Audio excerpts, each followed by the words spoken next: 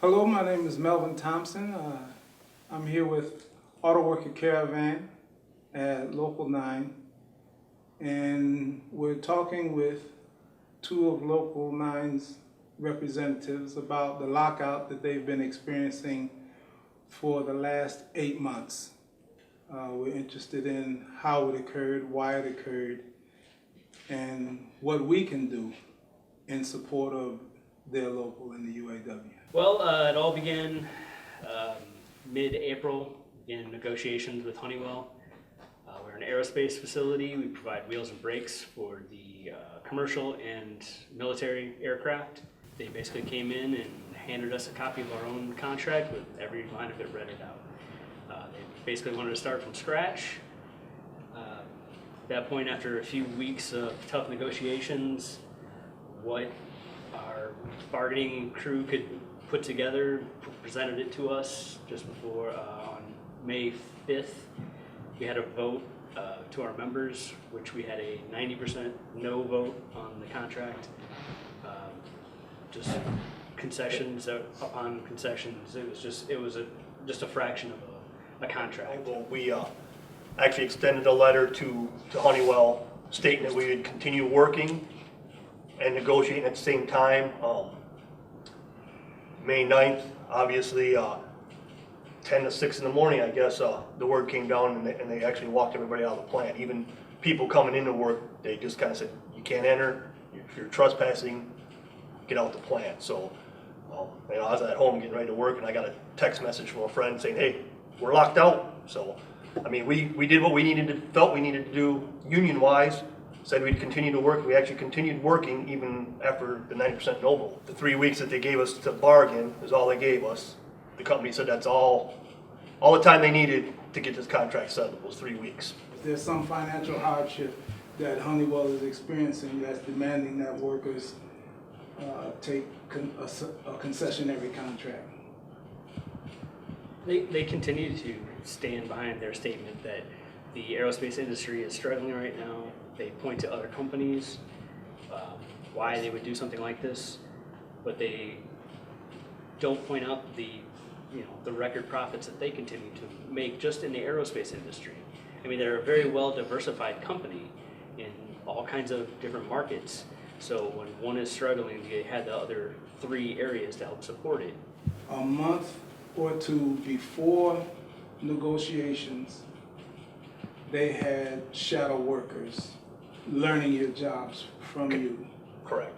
And when you did not accept the contract, they put you out of the plant and then used the information that you... Yeah, to do our jobs, basically, right. yeah. I mean, whatever they learned to keep the plant running, which looks like, well, that was the plan. Yes. To give us a contract that we couldn't accept, and you're prepared to keep running without us. Right. The NLRB, I would think, would have something to say about a company whose design is to kick the workers out and then negotiate. I don't think anybody would call that bargaining in good faith when the company is not experiencing a hardship. Right. What I understand is that Honeywell has a history of locking out its members, and then not in the aerospace industry. So could you go into that a little bit? 2010, 2011, I believe, Metropolis, Illinois, they process uranium, so it's very sensitive material to be dealing with. Locked out the United Steelworkers that worked there. I think their lockout was for 14 months.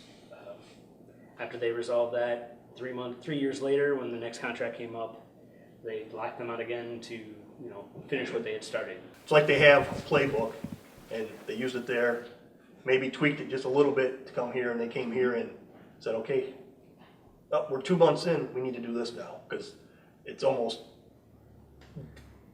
day by day exactly what they did down there to what they're doing here. So you had a second vote in November. The members have stuck to it and voted no again. Can you describe that and what the feeling is of the membership? Well, timeline-wise, it was just a week before unemployment benefits ran out, so it's very timely for Honeywell to choose that time, knowing that hey, the holidays are coming up. It's going to be mid-November. Unemployment's running out the week afterwards. So they're not dumb in their strategies and when to choose opportune times to try to get us to jump. Can you explain what the company was demanding? If you had looked at the initial offer they gave us back in May, and you opened it up, it was page after page of red line. We want this out, we want this out, we want this out. We had LOUs, letters of understanding, and MOAs, memorandums of understanding, that they wanted nothing to do with them. We don't want these anymore, they're gone. So what we had to try doing through our negotiations was taking any of these MOAs or LOUs that we wanted and try getting them rolled into the contract somewhere. Some of them we got rolled in there, some of them we couldn't get rolled in there, some were just outdated and we didn't need anymore. Kind of the way it looks is what Honeywell wants is they want a flexible workforce. If Brian's machine is down, they want to have the opportunity to either lay him off temporarily without regards to seniority, or assign him, hey, Brian, we need that area cleaned up over there, we need you to go clean because your machine is down. So, you know, that's undermining, especially the layoff part is undermining our seniority that, you know, the union was founded on. Some stability. I mean, a lot of these issues that we're fighting about or have a disagreement about are non-monetary issues. I mean, people having lives at home, they want to be participants in their family. So I mean, they got 20 years seniority, they should be able to decide what shift they work on. I mean, those are very simple things that you can work on. It's just finding that family balance with it. There's nothing monetary about it. It's just being a good person and having a company that, you know, was willing to work with somebody, not just a, you know, their way or no way. One thing to note is Honeywell is self-insured, so they set their own premiums. They set the benefits. You know, they're asking for biometric screenings and a lot of other things. So they really set those standards. Yeah. We work side by side with the salary folks that work there that are getting terrible insurance benefits, and they feel that everybody should get the same thing. You know, they're disappointed that we get something that they don't. So Honeywell just says, you know, we want everybody to have the same thing. So you had some support from the labor movement and the community. Can you describe that a little bit? From all over the place, we've had donations, calls, letters. Support is great. You know, it's when times are tough. It's great to have, you know, get that phone call or get that email. Just to know that people are still, you know, with us, trying to help wherever they can. And you know, it's tough if we've got something from you or whatever. It's tough for us to get back with you because we are in this struggle and, you know, just trying to keep the lights on and keeping people motivated. So if you're out there, we appreciate your support. Yeah, but, thanks. Thank you. Please, Yeah, please accept this thank you. Yes. Yeah, and actually, you know, leading up to this lockout, we never had a community service committee. We didn't have a food pantry. That food pantry started out with just donations of food or whatever, and we started there, and then Region 2B, you know, collected, I think 2209 had big help. I mean, like Brian just said, it's hard to thank everybody, but donations came in, and then we actually got with Mishawaka or South Bend Food Bank, right? Yeah, Mishawaka Food Pantry. Mishawaka Food Pantry. They and the United Way, they taught us how to take a single dollar in donation and turn it into $2 worth of food. So they've been a great resource in that respect.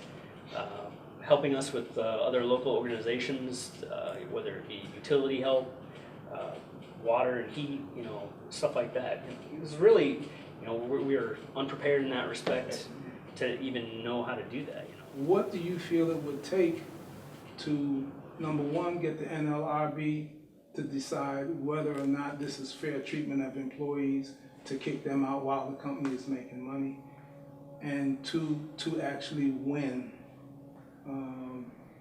economic and social justice, because you're talking about social justice when you're talking about seniority rights as far as you know, working the shift that you want to work.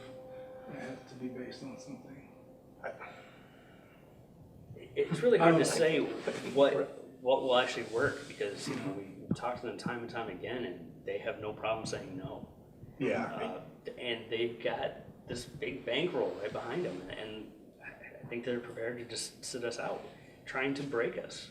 Yeah, I mean, they've got the resources, they've got the PR. I mean, even in negotiations, we're sitting there still at the table, and our phones will start blowing up because our members are like, "Oh, I see on TV you guys are done," and we're like, "We're still sitting at the table talking." yeah, So- Do you feel so that Honeywell's the right average there. citizen that would hear your plight, meaning, okay, Honeywell's making 4 point whatever billion per year, their stock dividend is higher than ever before, and the employees have to take concessions.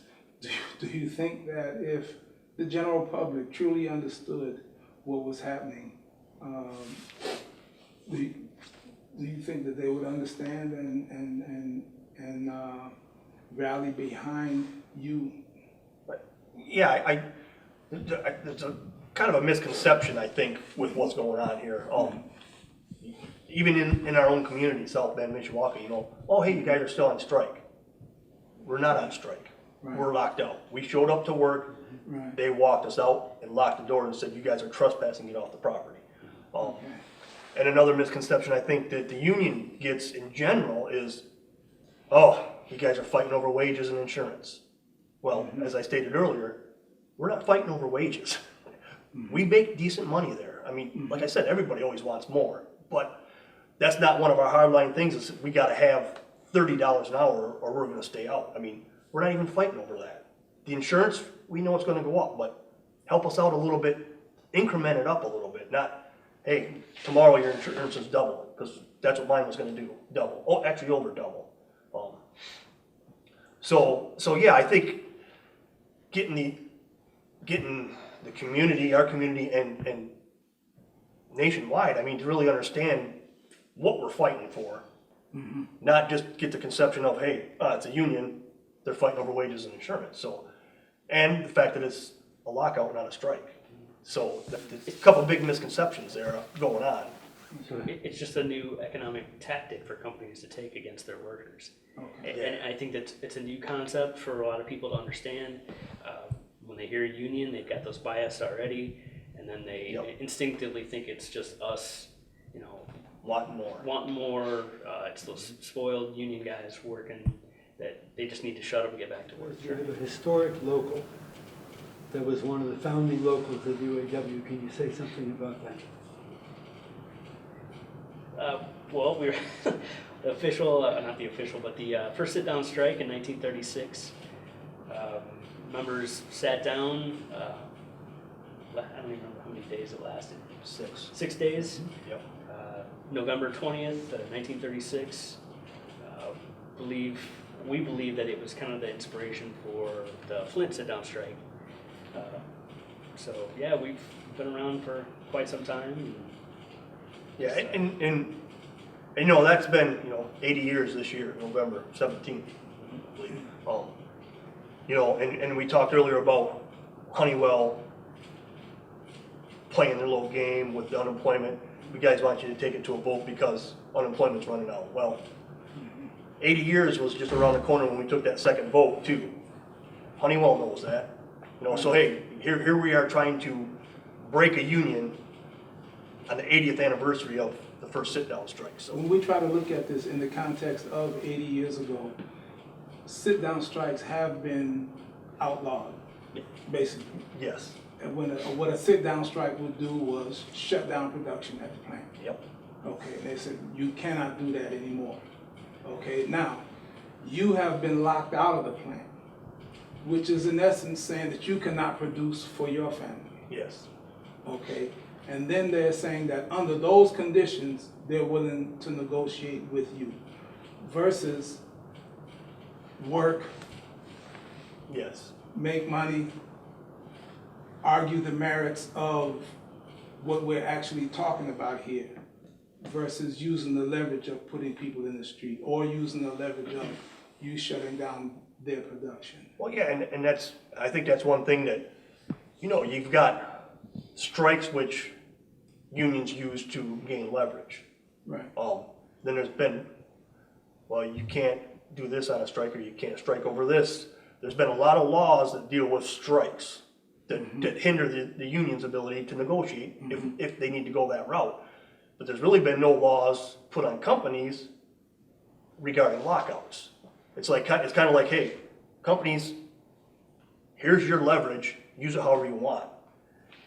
Union, here's your leverage, but we got all these laws telling you how you can use it. So there needs to be laws both ways saying, hey, you can't do this because they're willing to continue working. Right. You can't lock them out. The same as, when we're under contract, you got the no strike clause in there, in the beginning of most contracts. So, Right. It's not really a fair playing field. Right, it seems fairly obvious that when the sit-down strikers strike, they're not getting paid, and the company is not getting paid. So we're both in the same boat. Yes. And we have an incentive to negotiate, Yeah. to get things Right. back together.